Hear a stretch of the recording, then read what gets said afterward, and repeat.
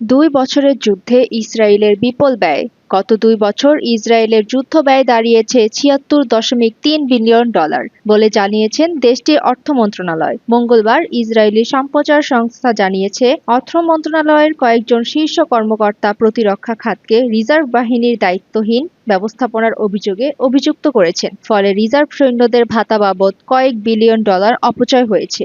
অর্থমন্ত্রী Bezalel Smotrich বলেন, আগামী বছরগুলোতে ইসরায়েলের অর্থনৈতিক প্রবৃদ্ধি টিকিয়ে রাখতে প্রতিরক্ষা বাজেট বাড়ানো জরুরি।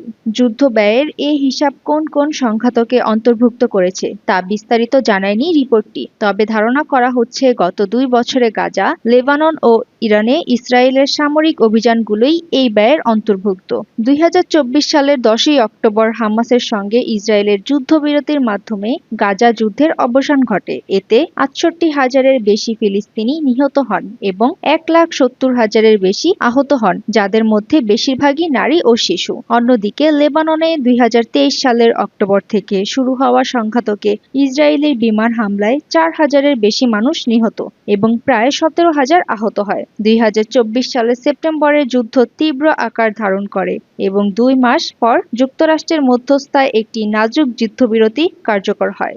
সুমাইয়া ফারাজি, ইন্টারন্যাশনাল ডেস্ক, দৈনিক আর নিউজ।